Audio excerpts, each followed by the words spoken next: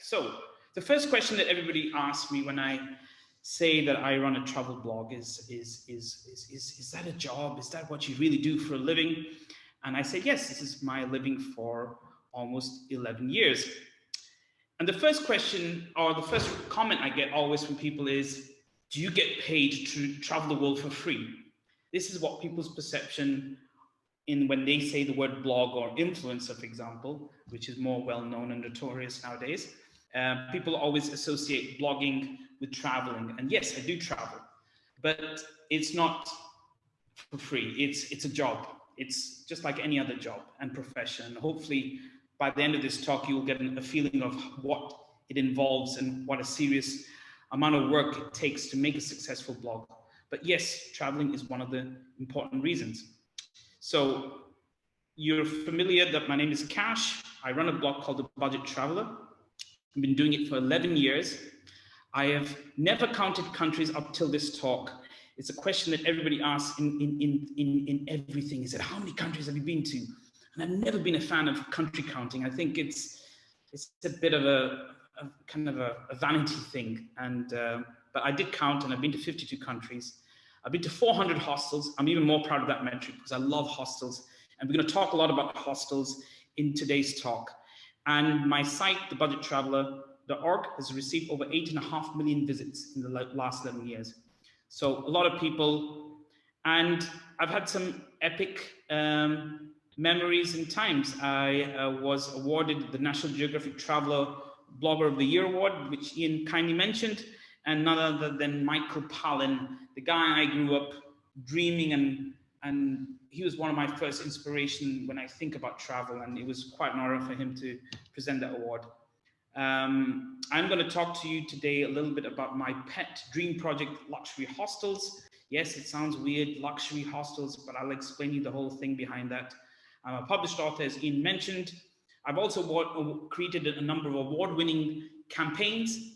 So when people think of bloggers, they tend to pigeonhole them as just content creators, but lots of bloggers are very innovative people with lots of experience, and you can use that experience into other areas like digital marketing. So we'll talk a little bit about that. These are some of the clients I've worked with, from Germany to Tourism Ireland to Expedia to Hostelworld, and I've managed to make a living along the way. And I do a bit of public speaking. It's always great to share your passion.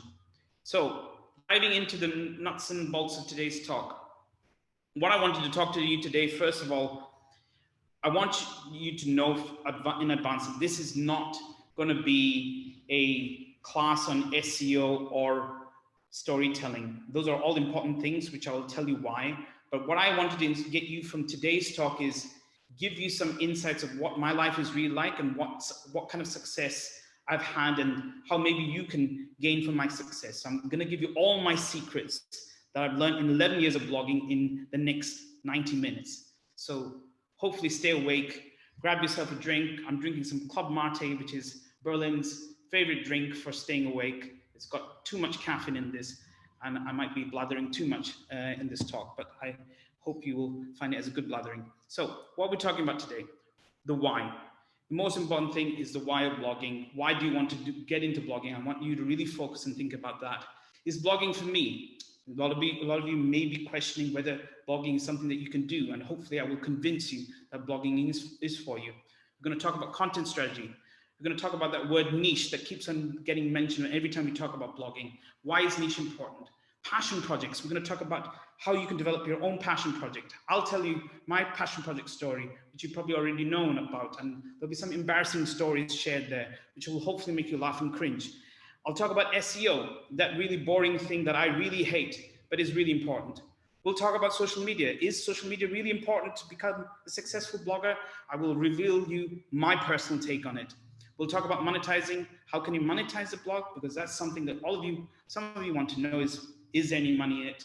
And I will tell you how much I earned in the last few years. And in the end, I'm going to give you a little bit into the future of blogging. I'm also going to leave you with some resources of what you can do to take you to the next step in starting a blog. But there's two things I want you to remember most from my talk today. And this hopefully will reappear in the whole of my talk today. These are the two tenets for creating the successful blog, in my opinion. The first one is creating value. The most important thing in life, whether you choose to start a blog, whether you choose to start your own business, creating value is what your first and foremost objective should be. If you can create value, you can create a blog, you can create a business, you can create so many amazing things in life. So your first and foremost question is always, how can I create value for my readers? I'm going to talk about that. And the next important thing to be successful, to become what I would call a brand, if you really want to become a really successful blogger, is building authority. Once you've created value, you learn how to create value for your readers. Authority is the next step from that. So the two of them are kind of side by side. They lead. Authority comes from value. So I want you to keep thinking about that in today's talk. So the first step is, why should you start a blog? Now, I did this Google search, and it's fascinating what Google sometimes tells you what humans think.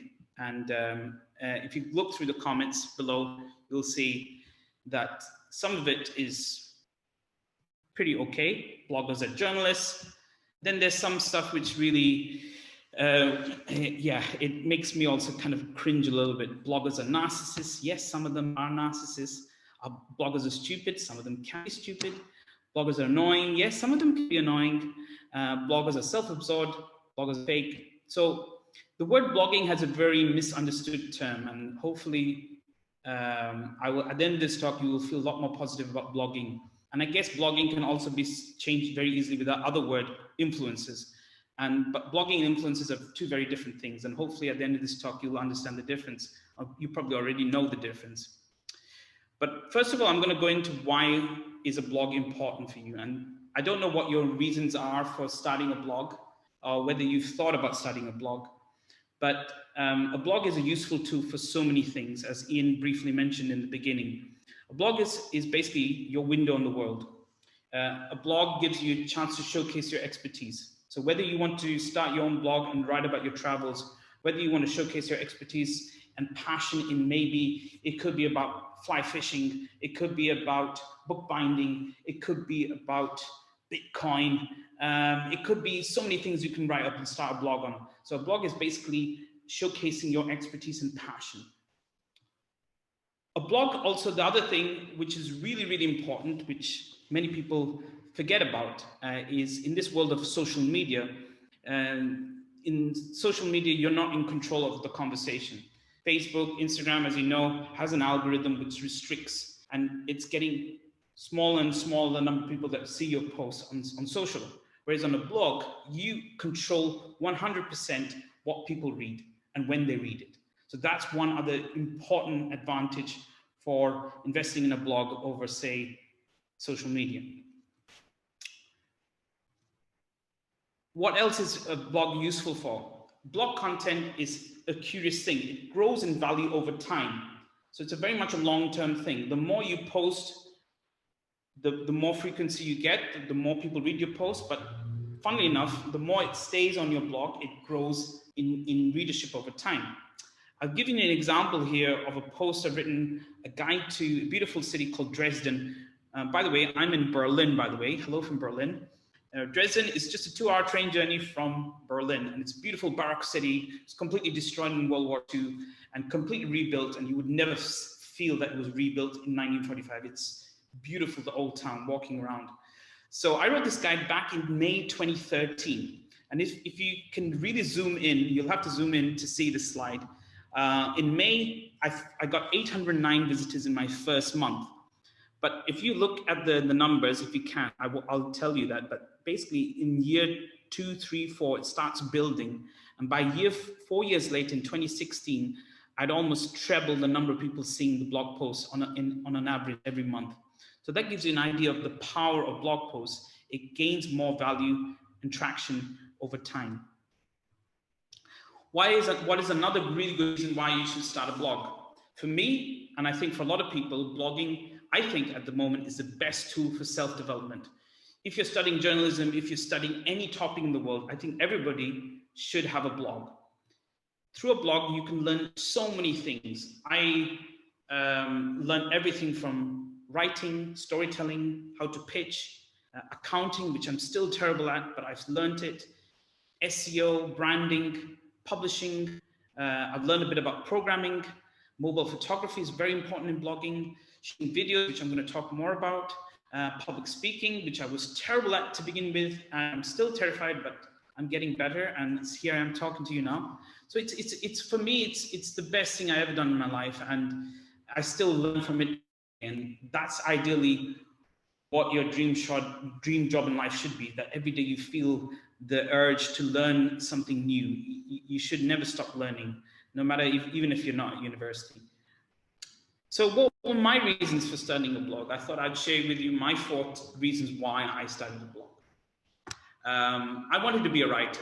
Since the day I was 2-3 years old, I was always scribbling stories and little booklets. I don't know if you ever did that with your mates, where you'd write stories in a booklet and tie them in strings and give them as a present to a friend. So I used to do that with my sister, with my mates, and writing stories. And all the time, that was my passion since I was a kid. So that was one reason why I started a blog. My other reason for starting a travel blog was obviously to see and travel the world. And I think that is something all of you listening probably share. It is obviously very difficult at this point of time in COVID times, but it is an amazing way to see the world. And I've been very lucky and very privileged to have seen some amazing places. Can anybody name the place in the slide? Let's see. How knowledgeable is the crowd? Have you got any answers, Ian? Not yet, but let's. I can hear the brains whirring, and I can see finger. Stan is saying Tibet. Tibet, Cambodia, no. Yes, that's the right answer. Well done, Jane. 5 Berlin points to you for answering that. So that is Cambodia, Angkor Wat. Beautiful place, absolutely magical place.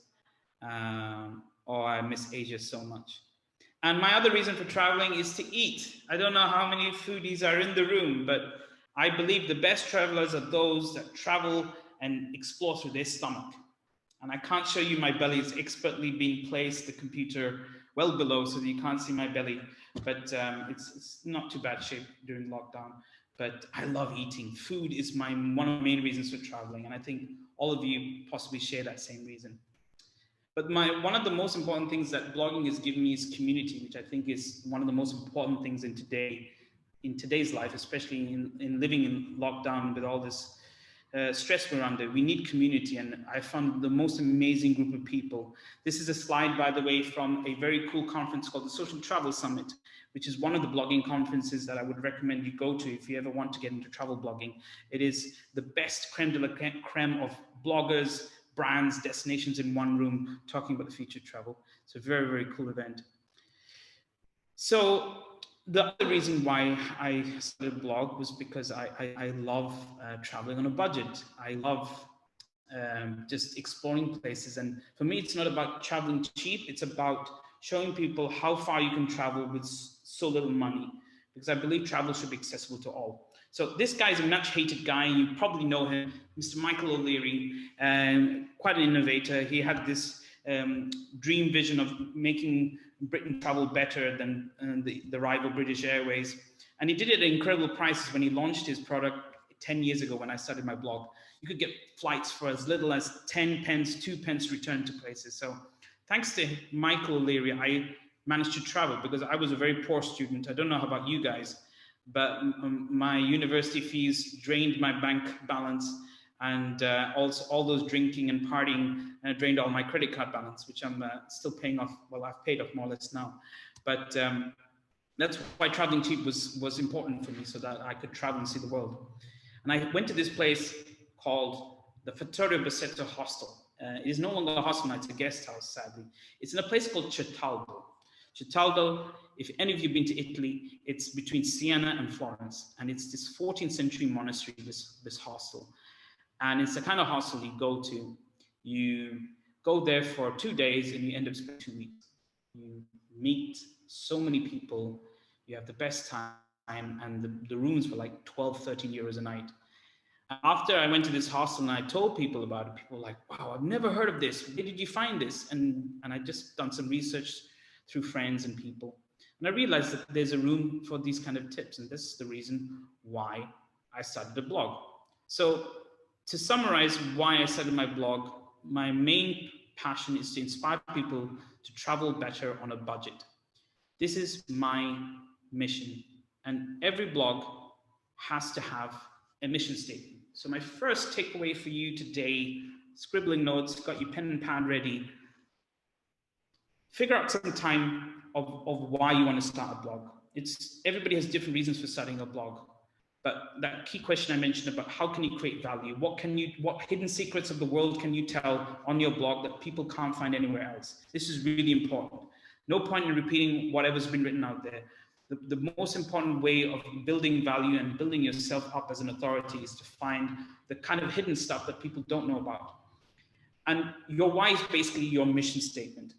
So my mission statement is to inspire people to travel better on a budget. In one sentence, you should be able to have your mission statement.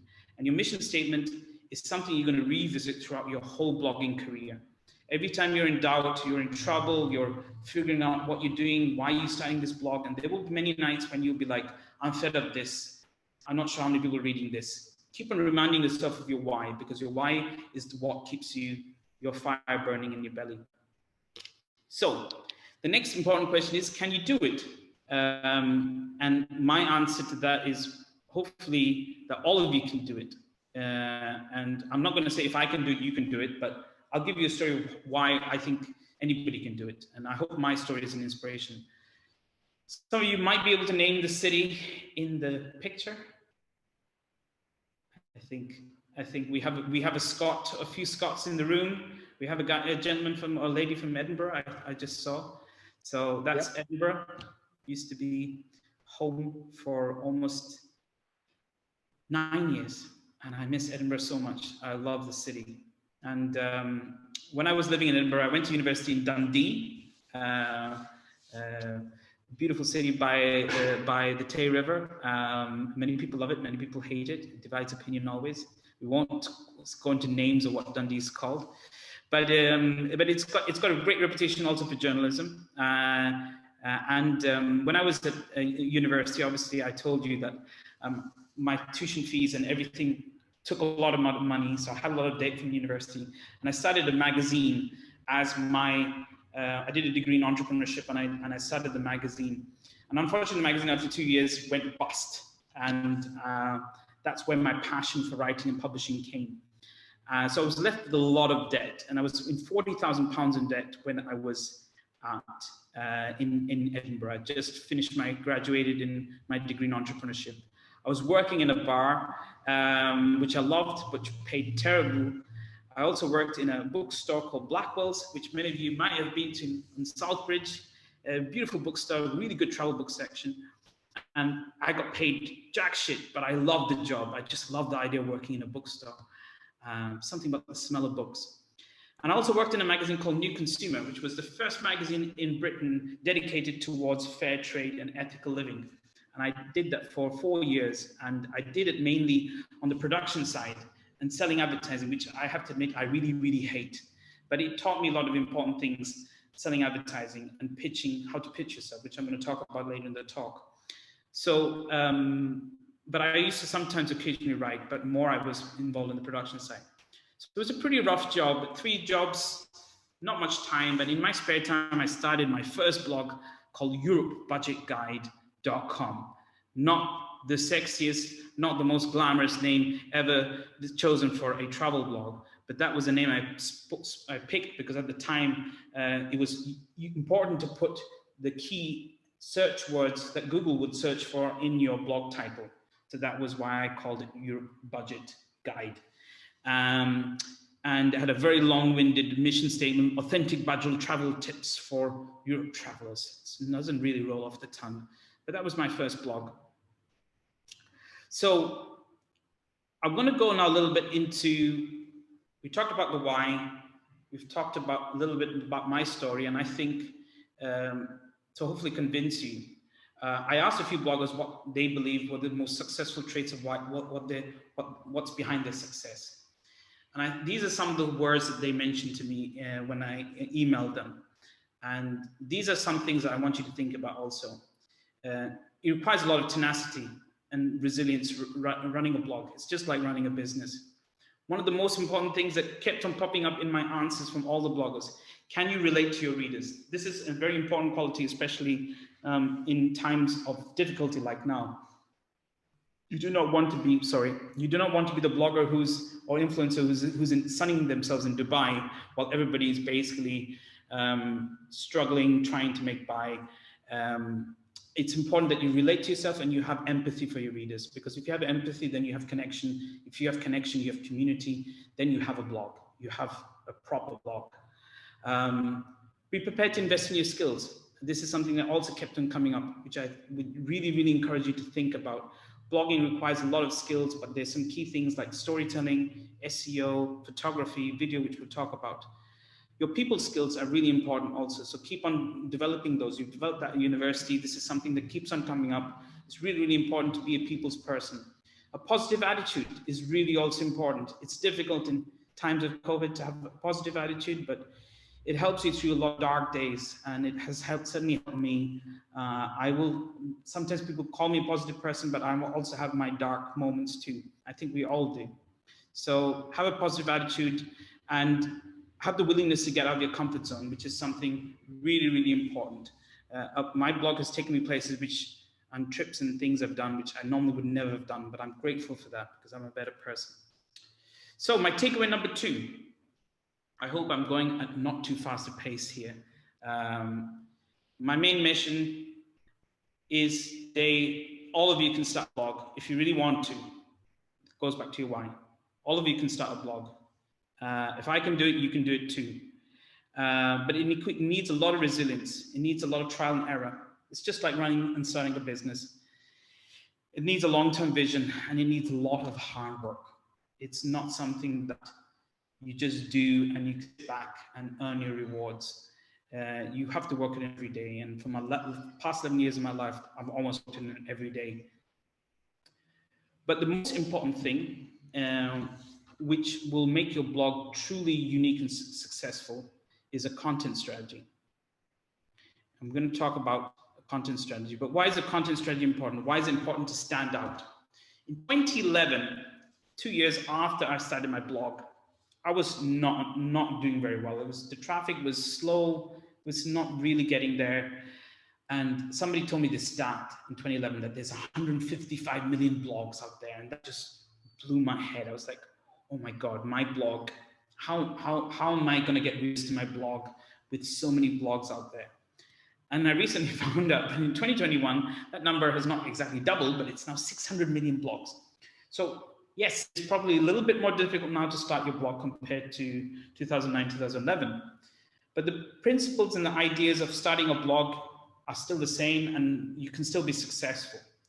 But the most important thing you need to remember about when you're thinking about starting a blog is picking the right topic and the right subject. This is a word that you might be familiar called niche. Niche. I always never know what is the pronunciation of niche, but a niche, I'll go with the word niche. So a niche is something that you will always, whatever blog article you read about starting a blog, everybody says, go niche, go niche. And really a niche is basically focusing on one particular area of, say, travel or a particular other area of, say, finance, and focusing on that. And the more you go niche, the more better you have a chance of getting more readers to your blog. So my first thing to tell you guys today is, if you're worrying about what topic to write about for your blog, don't worry about it too much. Try and have a rough idea.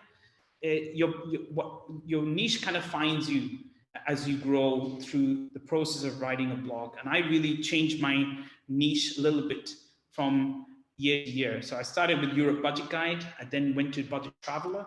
I launched that in 2011. And I realized that I wanted to have a blog about budget traveling around the world and not just Europe. And then it kind of refined itself a little bit more, which I'll talk about more later. So some examples of good, really niche blogs that you might want to check out, which I really love, which I think are amazing. Messiness Chic is an example of a very niche blog that focuses on out of the ordinary curiosities. Her curiosity comes across in all her content. So she has a particular focus on France and Paris, where she's based.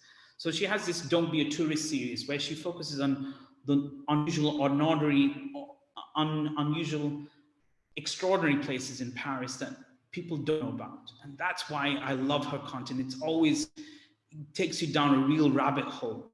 And she has other things like things I found on the internet. So she does a summary of cool and weird things she found on the internet. And I find her content really, really well written, very well produced. And her personality shows in her blogging. Another one, which is completely different, is called Santorini Dave, which does what he says on the tin, just like all Daves.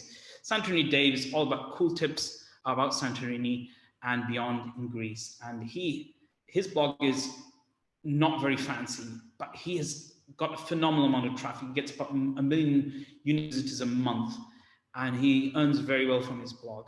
And it's another example of a blog that does focuses on one particular niche about travel in Santorini, and he's done it really well. So think about that. So it's funny to start a talk about starting a successful blog and talking about failure, but as many of you heard through the years and through other many things, that failure is a part of success. And in my case, it was truly a part of my success. You have to be ready to fail, and fail hard. And to give you an example of failure and what you can learn from failure, one of my favorite travel shows of all time, probably my favorite travel show of all time, it's called Parts Unknown, by a guy called Anthony Bourdain, a chef, author, writer, provocateur, who sadly died a few years ago in a tragic death. But he was one of the most amazing people on travel television. If you want to learn how to write about travel and read his books, watch his shows, this guy was one of a kind. And when he was asked about the success behind his show on CNN, Parts Unknown, he said this thing, is that whatever we do on this show is different. We try and hard as possible to make it sound different. We make the show look and sound as different as possible from the previous show. So he never has the same show. If you look at all the shows, it always changes the format. Even if it fails spectacularly, we want to keep pushing ourselves and make interesting work, even if it fails. Show the courage to risk failure. And this is like a great mission statement to think of yourself when you think about creating content. Do something stupid, do something crazy, do something out of the ordinary. People might laugh at you, people might say you're a genius, but try something different. The problem, we live in a world where boring is okay and boring is not okay. When you write content, it's got to be something that absolutely blows people's socks off, and people like, wow, I've never heard about this place or this bar or this cool historical monument. Why has nobody told me about the amazing history of this place?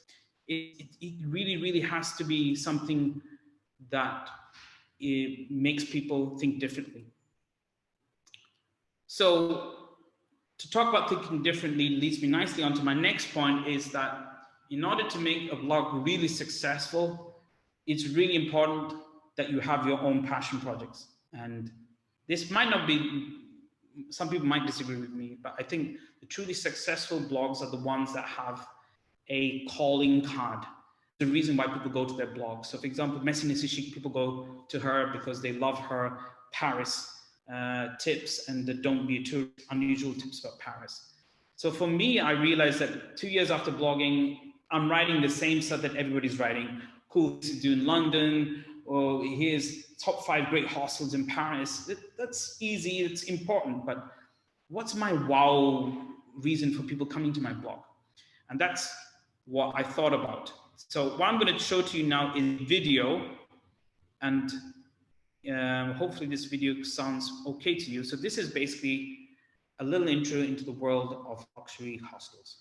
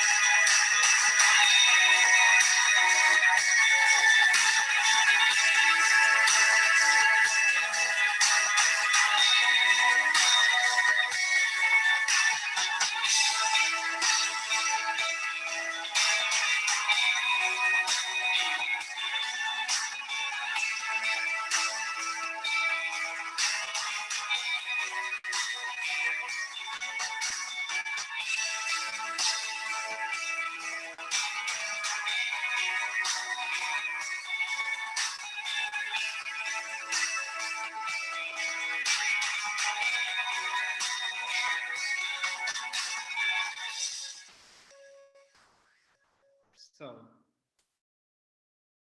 I bet you when you saw that video and I mentioned the word hostels, you weren't quite expecting that.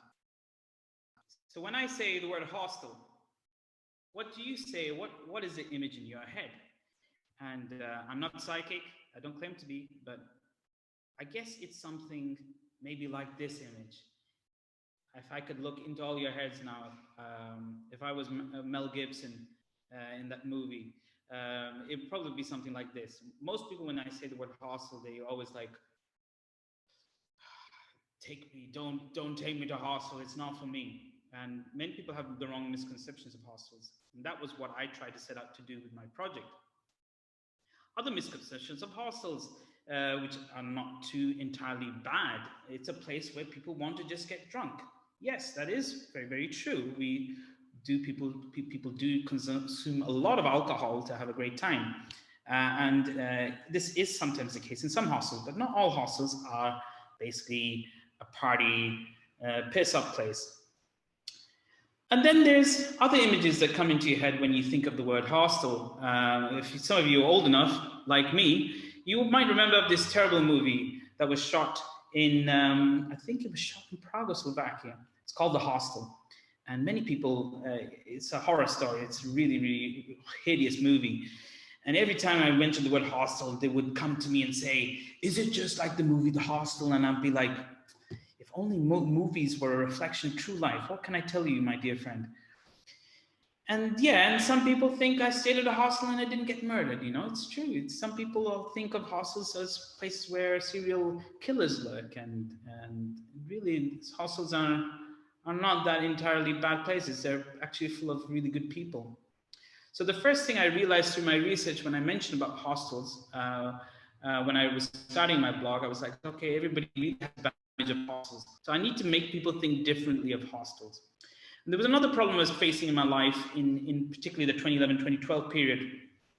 I was newly single. I was newly divorced, sadly. Me and my partner of 4 years had decided to split up. And I was 31 years old. And everybody was like, Kash, you got to get back in the dating game. And there was no Tinder then, my friends. There was no dating apps. It was just good old-fashioned Match.com, which is not the greatest website. As you look at the cover image that I managed to pull out from the Internet Archive, it wasn't the most inspiring place. It kind of really didn't appeal to me. But my friend said, you should try it. You really could meet some nice people. And I had this image of James Bond meeting a beautiful girl across a table in a date. But it's not really like that real life. And my dates would usually go really well. When you say that you have a life of travel and you travel the world for a living, everybody's like, oh, that's great. And suddenly you start seeing images of you traveling to all these glamorous places. And then when you mention the word hostel, you suddenly see the girl's face just kind of, oh no, Kash. She says the dreaded words, I'm a hotel kind of girl. And when she says that, that's it. The date has ended, the magic has gone. She simply will not stay in hostels. So I had to really make people think differently about the way people see hostels. And the other problem I had was I had this slight issue that some of you may have, and I'm sorry to be embarrassing and really go lowbrow here, but I have a real fear of going to public toilets. I had this since I was 4 years old. I think I was in Moscow airport. It's this really scary airport and not the world's greatest, cleanest toilets. And I had this phobia of toilets ever since. And I really, really hate going to communal toilets and hostels. It's really not a comfortable thing. So this fear of public toilets, you know, sometimes when you're really bored in life, as we are now, and sometimes you just have random thoughts coming to your head, like, I have a fear of public toilets. And then you have this weird desire to actually Google that for some reason, to see what other people think about it. And then when you Google it, you realize that, oh, wow, God, this weird phobia I have is actually a disease. It's called parkopresis. I'm sorry to those of you who have just realized that you have a disease.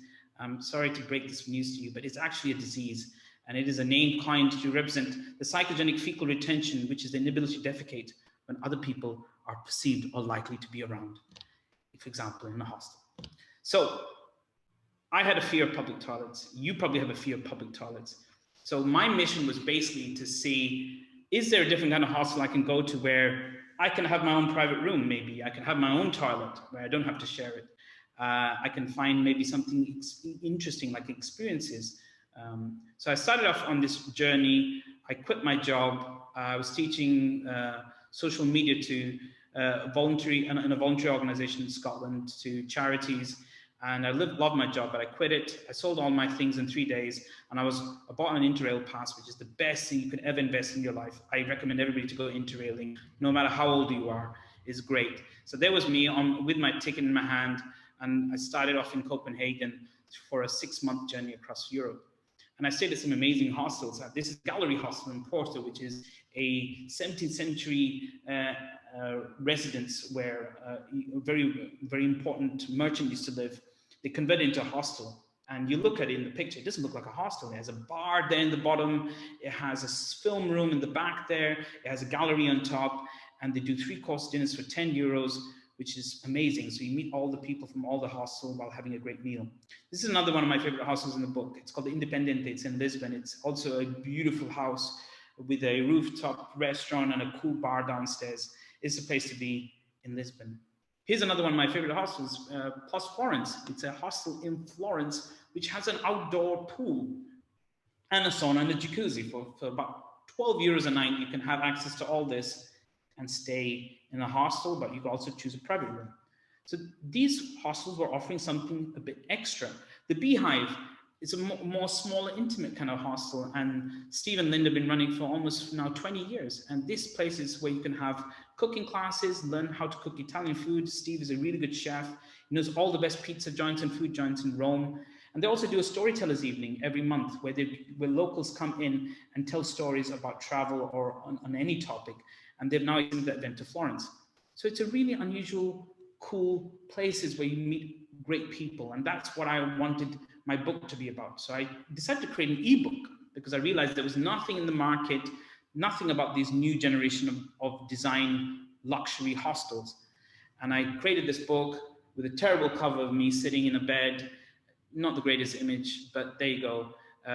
Budget Traveller's Guide to Luxury Hostels of Europe came out in 2012. And I'm pleased to say that it got a great reception. It had over 10,000 downloads. The Guardian, New York Times, Only Planet, Dagbladet, which is, I think, Norway's biggest magazine, Vanity Fair, interviewed me. I got featured in The Guardian, writing a piece. And suddenly my blog just went stratospheric suddenly. And my luxury hostels was named as a mega trend. You've really achieved something in life when you've created a megatrend. Let me switch my lights on, by the way. I just realized it's gone very dark. It's getting dark here in Berlin. Hope you guys are still with me, still listening. Give me a hand. Wave your hand at me. Yes, you're all waving your hand. Yes, Ian's waving his hand. You're still with me. Good. Keep posting the questions, anything that pops into your head as I talk. So it was named as a megatrend. So that was for me a big thing. I did a second book called The Luxury Hostel of Europe. It was self-published. And I managed to get Hostelworld to sponsor it, which was really great because it covered all my costs. Moved to Berlin in 2017, a beautiful city. If you haven't been to Berlin, great. And I went to this bookshop called Ocelot. It's a really cool bookstore and it has all these beautiful books by a publisher, Gestalten, which Ian mentioned. I looked at this book and I said, I want this publisher to publish my book. And finally, I realized my dream of having my own printed book. It's in 4 different languages now. It's in English, French, German, and it's coming out in Korea soon. So that is my book and my life of travel in there. So why I wanted to give you that example is that shows you how if you have one really cool idea, how it can expand into a book. So that was the process of how I managed to write a book. And sometimes if you have a really cool, unusual idea for a topic and your blog becomes famous, you could have a book deal, you could have a TV series, who knows what can come out of it. So start thinking long-term that maybe it might be a book in the future.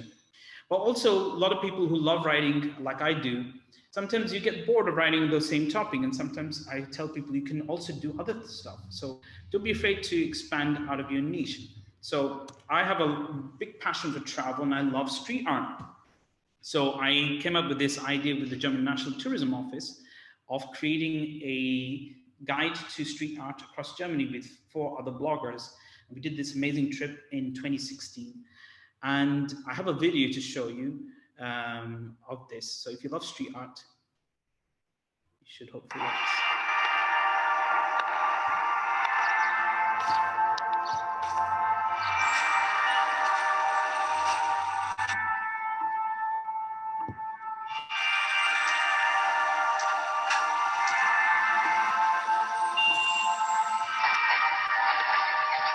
I think it's inspiring to just walk through a city and maybe stumble onto some graffiti or even some street art. That's what I find most interesting about a place, and that's what I'm searching for.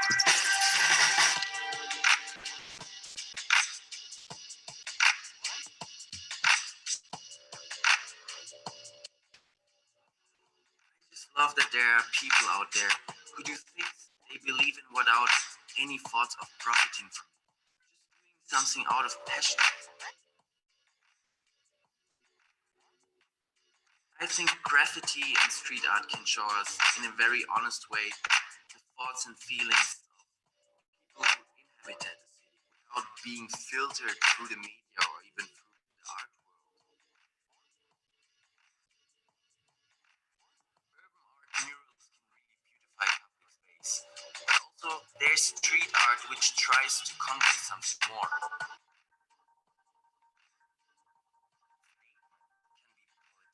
Yes, it can be radical, but it can also just be, I was here.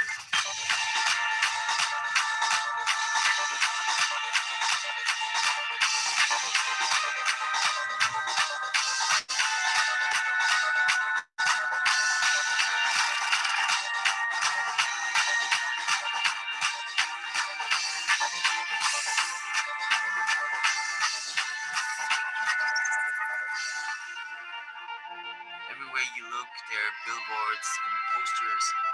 It's so refreshing for me to see images that aren't trying to sell anything.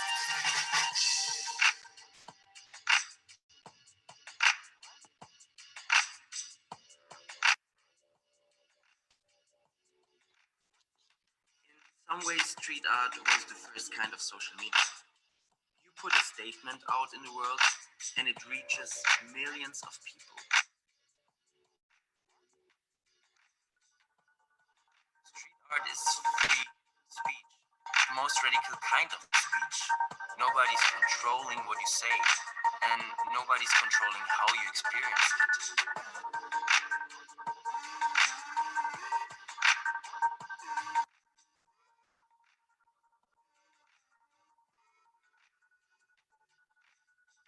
I think graffiti. Sorry guys for stopping the video. I think it's quite a long video. There's another 2-3 minutes to go in the video, but I will share the link to that video if you're interested in it. But I just wanted to give you an idea of the reason why I show you the street art in Germany video is that once you start in travel and you write about travel, many opportunities and doors open up for you. So it's really important to think of yourself as a content creator, as somebody who writes about budget travel, but also specializes in travel content, because this opens up lots of opportunities to monetize and make get paid. And that was a project that I developed, and I got paid by the German National Tourism Office to develop that. And we're going to get into the money later, because I know a lot of you are probably very interested in and curious to know how I make a living from my blog. I will go into that. But to summarize, quick takeaways: go niche, but don't waste too much time going niche. Try and build authority in a topic area. I mentioned about Master Hall's project. It could be something else. It could be about street art. It could be something really passionate about. But focus focus all your energy on developing that. Don't be afraid to step out of your niche. Once you've developed your subject area, I did the street art project in 2016, 4 years after I started my blog and started branching out. And collaborations are key to success. So that project I did was a collaboration with 4 other guys and a video content creator. So that can really also unlock and get you into new markets and new areas and topics that you might want to explore and write about. So next part of the talk, still with me, still smiling. I can see you all gleaming at me from your computer screen. Great to see that. If you're not, get yourself a coffee, get yourself a drink. I'm now going to get into really some heavy stuff. As I was telling Ian, it's really difficult to fit 11 years of your life and work into 1.5 hours, but I'm trying. So what type of content should you focus on? So my blog, I'll tell you my perspective. I think it's important to have a mixture of different things. Personal stories are important. People love stories. People also love practical tips. I focus a lot on practicality. That's one of the reasons why people come to my blog. Whenever they're going traveling to London, Paris, Amsterdam, backpacking Europe, that's where my blog comes up a lot. So practical tips is a really good way of how you can get people to come to your blog. So the kind of how-to posts are really, really useful. Other things that I do, I do giveaways. I love illustrated things. I don't know about you guys, but I love illustrated maps. And I have a couple of illustrators and designers I work with. So I've done some projects with places like Latvia, with Vorarlberg, which is this state westernmost state in Austria, beautiful park. And I created some illustrated maps for the tourism board and created some content. And this is another way of how you can get your content brand or you stand out from the rest of the crowd. So keep on thinking of unusual ways of how you can present content. Another important thing that we cannot avoid today, which I loathe with all my heart, but which is so important in today's world of Google, is search engine optimization. For those of you who don't know what search engine optimization is, it stands for the practice of increasing the quality and quantity of traffic to your website through organic search engine results. Sounds boring, hell, it's boring, but it's really, really important. SEO is something I neglected when I started my blog.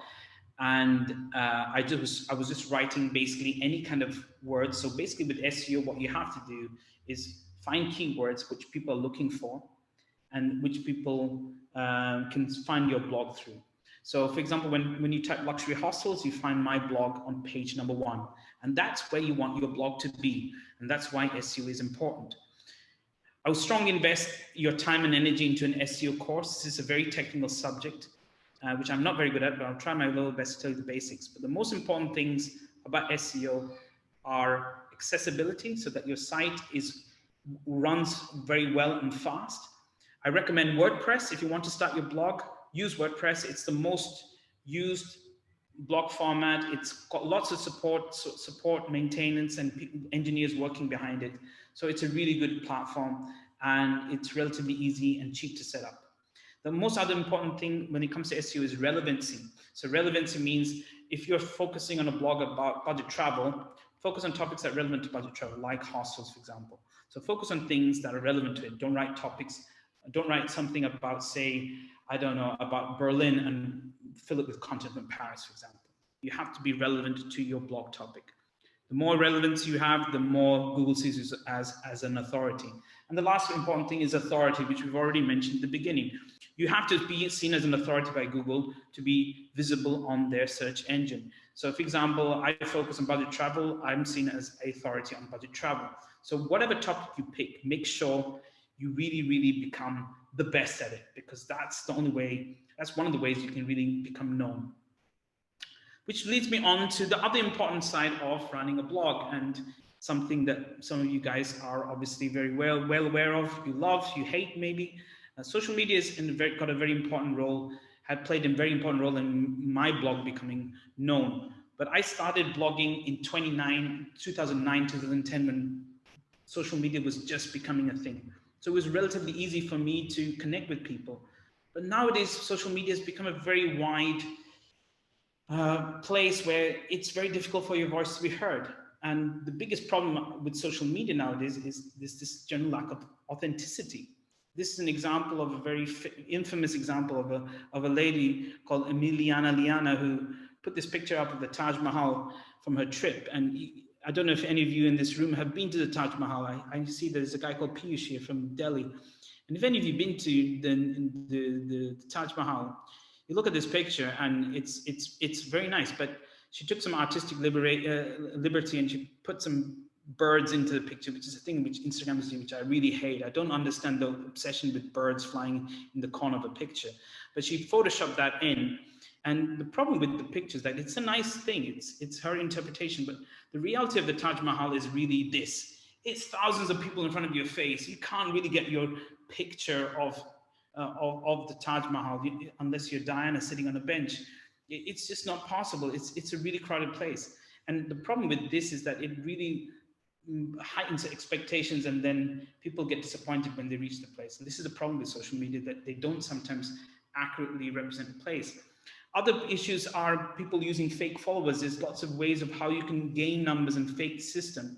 And ultimately what happens is this kind of catches up. So when you work with a brand or a destination, they have ways of finding out whether your followers are real or not. And if they see that you're fake, your reputation is destroyed in a minute, and the word spreads very quickly in this industry. So you have to be very, very careful of how you grow your following.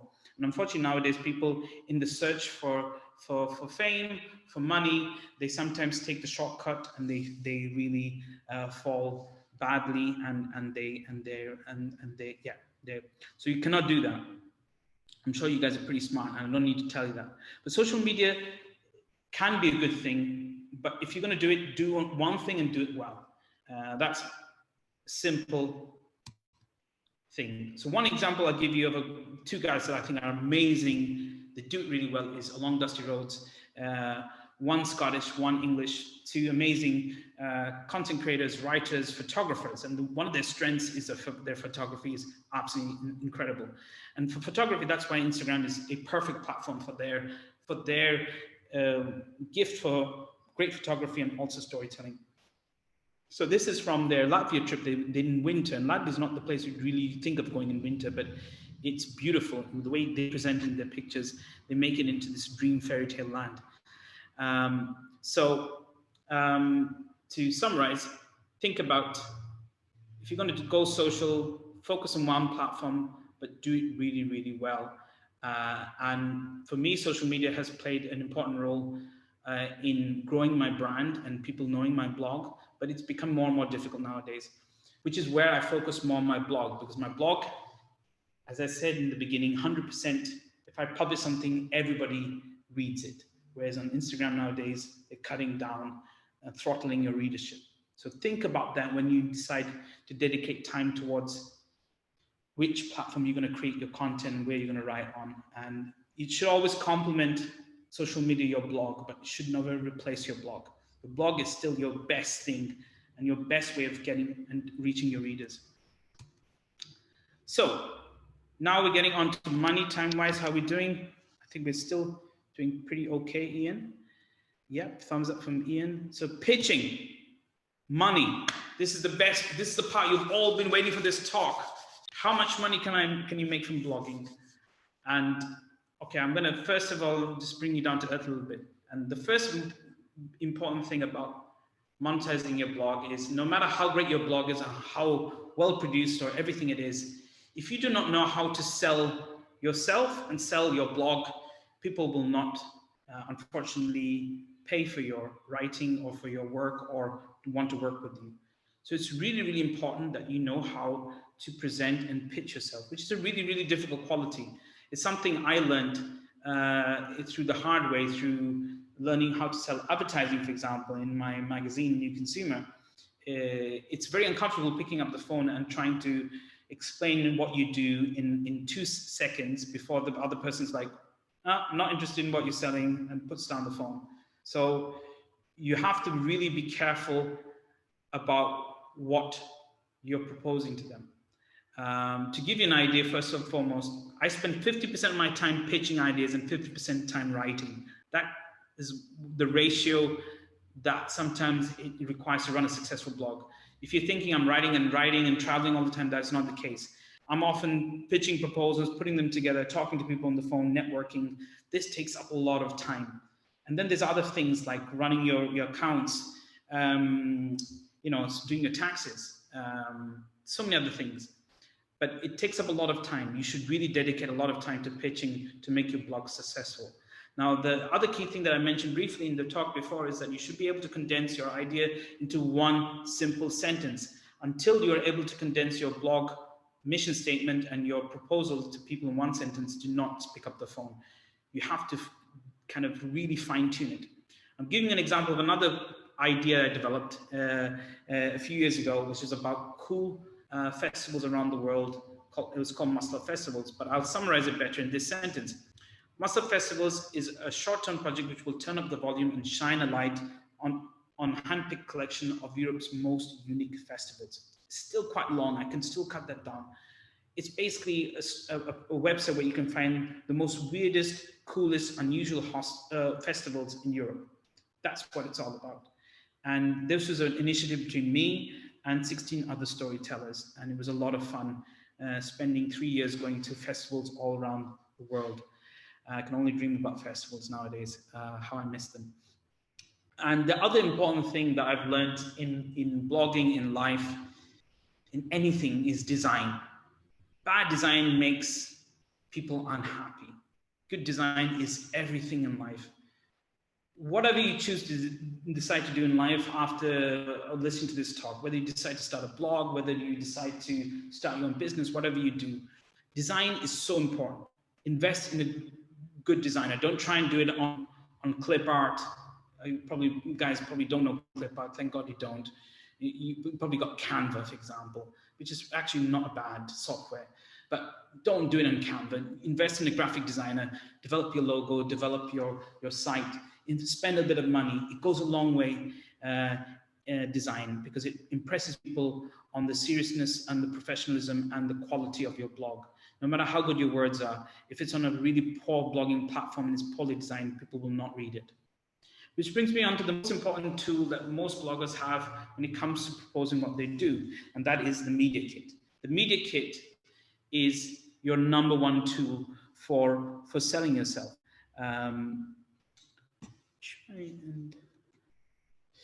So on a superficial level, it's a media kit, but a media kit is what will make you look credible.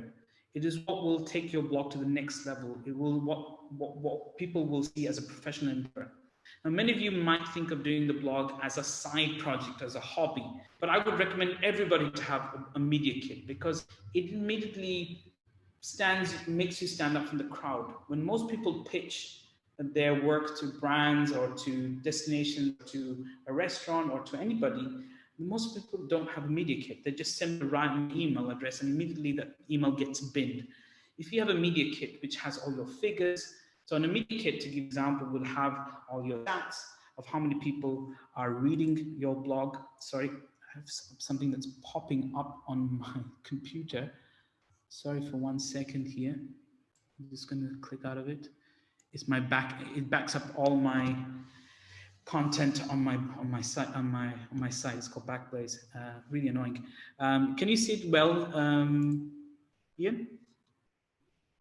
So yeah, but it is the most important document that you have. So invest your time in a really good graphic designer. But you can also use Canva to put your media together, and we'll have your stats, your numbers, and we'll also have testimonials. So whatever you decide to do with your blog, if you work with a destination, work with the local tourism board, with a brand or a restaurant, if they've liked your work, make sure you get a testimonial. Testimonials are really important in building up your credibility, and people will want to work with you if they read good, positive testimonials from your clients you've worked with in the past. So definitely consider that.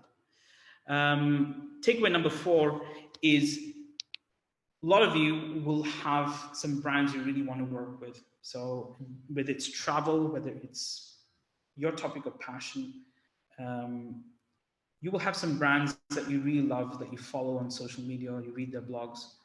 Make a list of those brands in the niche that you like, you would want to pick.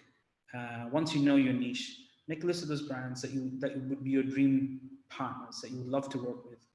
Make a list of those. Target the decision makers, and there's marketing managers. So the marketing manager is the decision maker of the brand. He's the person holding all the money. Sometimes the brand will have a media agency to try and find out the media agency. Sometimes they hold the budget. How do you find those people?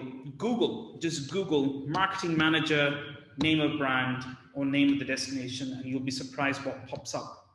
Twitter is really good for actually finding direct names and contacts of brands and destinations you would like to work with. So just type in marketing manager of the destination, the brand, and you'll find them on Twitter. And all you got to do is simply say hello. Don't slide into their DM straight away. Take an interest of their work, follow them, like them. Just don't go straight in for the kill, but show an interest in their work, and then say, hi, by the way, I really love your brand. Would love to collaborate with you. How is it possible? Start a conversation. That's what social media is about. Then pick up the phone. Send them flowers. That's what you know, whatever way you can get their attention, you know, impress them, make yourself stand out. But social media is the beginning standpoint. Face-to-face meetings are really important. It's not possible nowadays because of COVID, but hopefully there will come back a time when we can go and meet people face-to-face and drop by at their headquarters or their agency and say hello. So I said I'd talk about money and how do I make money, and I'll tell you a little bit about that. So my business model from the blog is I've made money through a variety of sources. One of them is affiliates. So now affiliates basically, if there's a brand that you really love or promote on your blog. So in my case, my main affiliate is Hostelworld. And if you link to Hostelworld, so for example, I have a guide to the best budget places in Edinburgh, and I link to all the hostels through Hostelworld's platform. And Hostelworld gives me a special link to the names of the hostels. And every time somebody books something via my link, at no extra cost to them, I get a small commission. So that's one way how I used to make a lot of money, which I'm going to go into later. So affiliates was a huge source of income. About 40 to 50% of my income was through affiliates. The other ways I make a living is through branded content. So I gave you an example of the street art Germany. So I came up with the idea, I pulled that idea together, identified the content creators, pulled the whole project for the tourism board, which is the German National Tourism Office, and I got paid for that. I also do branded content partnerships on my blog. I don't work with anybody and everybody. I am very picky and very choosy about who I work with. I want to work with destinations that really fit my blog. And first and foremost, my readers want to read about. So for example, South Africa Tourism, I've done a project with them twice where I wrote about it because South Africa is one of the most incredible, value-friendly, budget-friendly destinations in the world and just an incredible place to visit. So I'm very picky and choosy, and you should be very picky and choosy about who you work with. Your credibility lies with the brands you work with. If you go with the wrong brands, and if you're filling your blog with branded sponsored content, people will immediately be turned off. And I didn't do any branded content partnerships until 3 years of building my readership. So my first recommendation would be is build readership, build your numbers, build your community, and then slowly get into branded content. Too many people their social media feeds, their blogs are just full of branded content. So please don't make that mistake. And naturally, when you establish yourself as an authority in a topic, people approach you for consultancy. And that's another way I make about 20 to 25% of my income. So hostels, I've worked with hostels, giving them advice on how to set up their hostel. I've worked with tourism boards about how to work with content creators. That's another way I make money. So we talked about Hostelworld. So that's been a huge partnership for me. And so to give you an idea, in 2019, when tourism was in full flow, I generated 930 bookings in 2019. And I generated almost €500,000 of revenue for Hostelworld. And my cut of that was 20,000 euros, which is a lot of money. And I didn't do anything extra. Once you put the link in place, you're basically making money with every click that people do. So that was a huge source of income and revenue for me. But obviously, I didn't want to go through the whole talk without mentioning COVID, dreaded COVID word, but once COVID came, travel disappeared overnight and I lost all my affiliate income. Basically, out of the 20,000, 30,000 euros I was making a year, I'm lucky to be making probably even less than 15th or 20th of that amount at the moment. So that income is basically gone. So what do you do when you write about a blog about travel for 11 years and that industry kind of disappears overnight? It's quite a scary thought to put all your time and energy into building a blog for 10 years and suddenly there's no industry left. So my most important tip, one of the most important tips for you is that whatever you choose to write content about, remember who you're writing it for and remember who are the people in your industry and always be there to support. And I've mentioned that word, create value.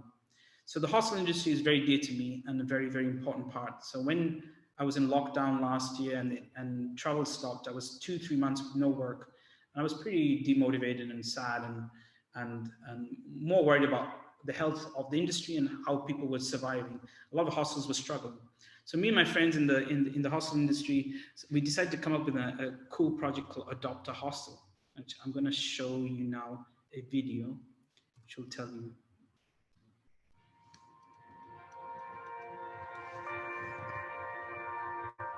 Hi everybody, I'm Steve. I'm Linda. And we own the Beehive Hostel in Rome. My name is Benedita, and I'm the owner and manager of Good Morning Solo Traveller Hostel in Lisbon, Portugal. My name is Tatiana, and I work in Good Morning Solo Traveller Hostel.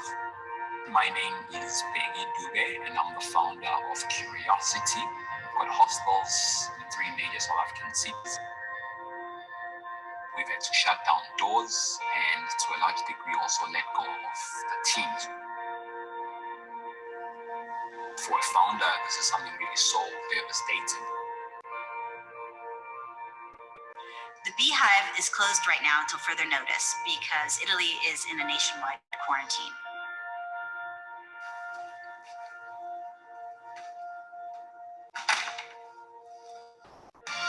The Beehive has always been our first baby. We've always called it that.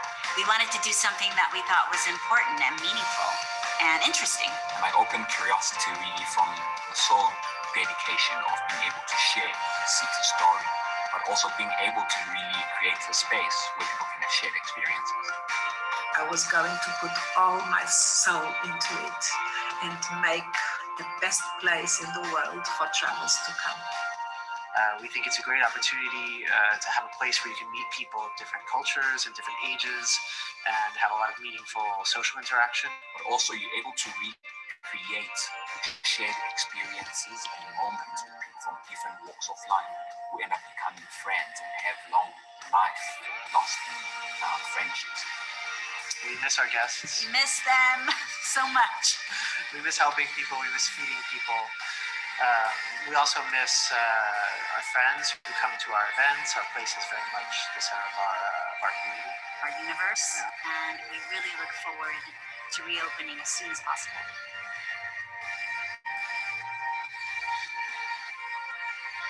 Nowadays, the world has stopped. However, we're still breathing. We keep on fighting to make every new traveler feel at home. The Beehive is more than just a hostel. It's really a home away from home for us and for our guests. It's a community, like-minded people, a space of belonging. And it's more than a hostel. It's spreading the love. Obrigada. Thank you. Grazie. And Miyabonga.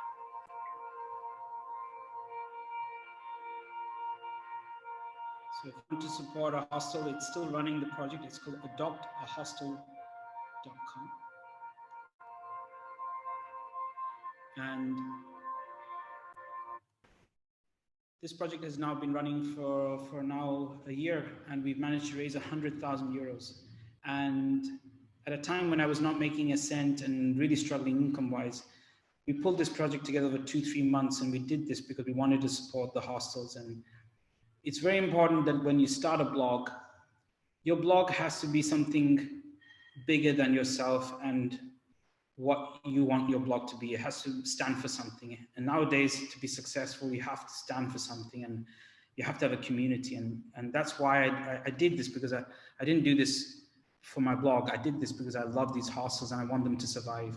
And a lot of them some of them have closed down since, but some of them are still running of some of the support we managed to create for them. So you always think of the big picture when you start your blog. Think about the people who are in your industry. How can you help them? How can you create value? How can you make their lives better? It's not just simply about writing travel tips and advice. So that was one example of a video I did. And to give you another example of pivoting, I've got a video about Prague with locals. And I'm not going to show you the video because we're going to run out of time. But I'm going to share with you the link maybe later, or I'm going to give you my email address and you can then send me an email and I'll send you this. But this video basically is a video that we created for the tourism board of Czech tourism. And basically with no traffic on my blog last year, I realized that, okay, I might not have any audience, but still I have skills on creating great content. I have that expertise. So I use that expertise along with my other partner, Sabrina, who's the other half of my blog. She creates all the videos. So we created this video for Prague tourism, which is called Prague with Locals. And that's how we managed to survive last year with no traffic practically on the blog. We created bespoke content for tourism boards and brands. So I'm going to share with you the video later.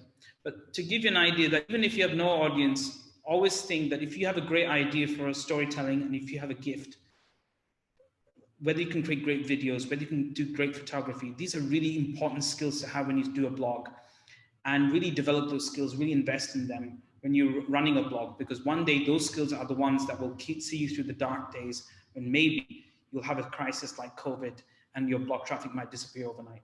And I've been doing a lot of consultancy work on the side, and that's kind of kept me afloat. So last but not least, coming to the end of my talk, the future. What is the future for blogging? In a COVID world, a lot of friends of mine realized that they had a passionate community of people who loved their stories and wanted to support their content creators. So Patreon is a platform which allows people to say, spend as little as £2, £3, £4, £5, and you have different tiers, and you can support your favorite content creator so that they can go out and create their content without having to worry about how to make an earning from it, or working with brands, for example. So Patreon is a really good platform, and a lot of content creators of mine have had great success in that.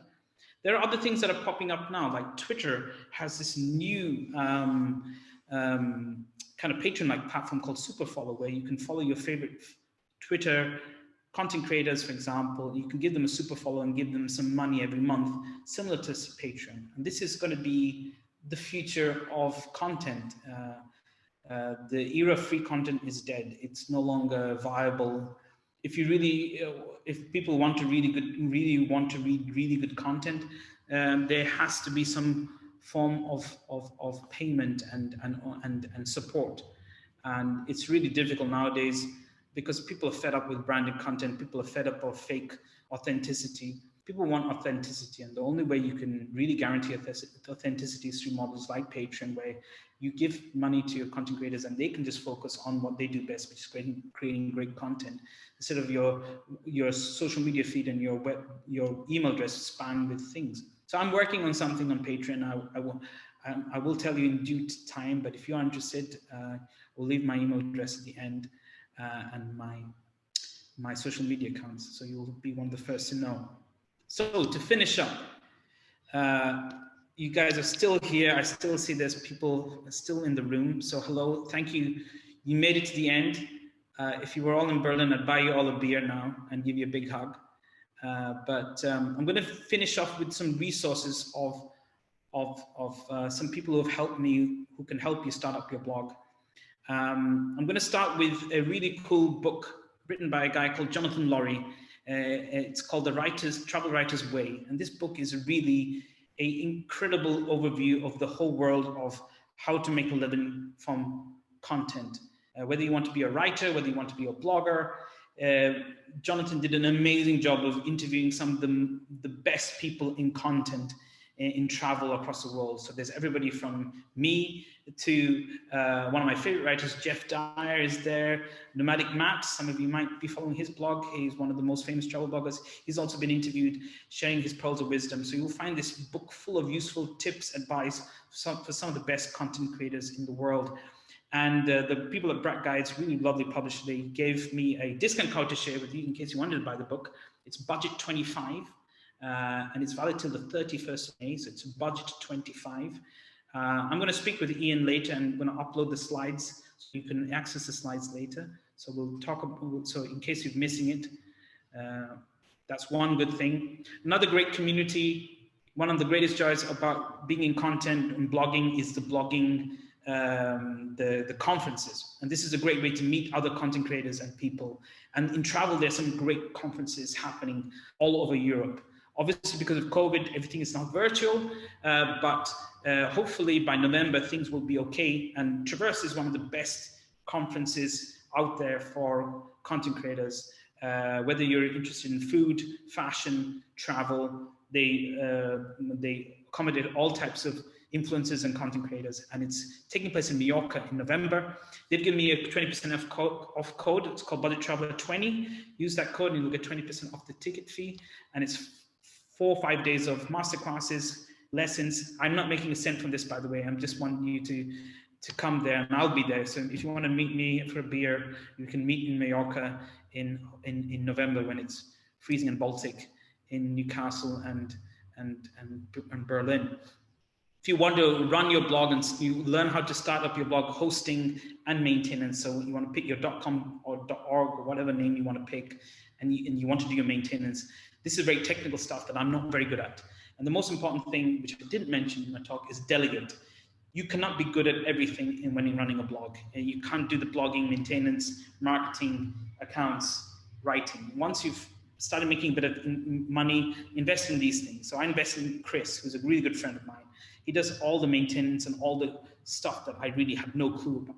So if in doubt, always delegate. Chris has said he will help anybody out if they want to start up their blog. Drop him a line, hello@tryassistant.com. Drop him a line, say you spoke to me, Kash, and he'll help you out. He's a really good guy. In case he's too expensive, I don't know what your budgets are. There's Bluehost also. If you buy a domain on Bluehost, you can launch your WordPress blog for free, and they're a pretty affordable option too. So bluehost.com. And I will leave my email address at the end if you have any questions, if I don't answer them after today's talk. Search engine optimization, the topic I really hate, but is really important if you want to have a really important blog. Make Traffic Happen, run by two friends of mine, Gemma and Laura from Scotland. Lovely ladies, passionate, super great. They have some amazing books on how to get into SEO, and they have a starter's beginner's book. So if you just go to maketraffichappen.com, you will find their SEO Easy Way book, which I highly recommend. It's a great investment to make. Patreon, if you want to get into Patreon and you're thinking about starting a Patreon, Kate McCulley runs a great blog called adventurouskate.com, is incredibly successful and will help you step by step through the whole process. It's not cheap. I think it's about 400 to 500 euros, but it's an incredible investment if you really want to master Patreon. So go to Kate's Patreon, katemcculley.mykajabi.com. Long name. They'll all be in the slides later. Last but not least, if you want me to help you, I do some one-to-one helping and talks whenever I have time to help people with their blog. So if you think if I could help you, then I would love to help you. My email address is kash@budgettraveller.org. On Twitter, I'm BudgetTraveller. On Instagram, I'm BudgetTraveller. Drop me a DM, say hello, follow. Let's talk travel. Let's talk blogging. I'm hopefully be able to help you. There you go.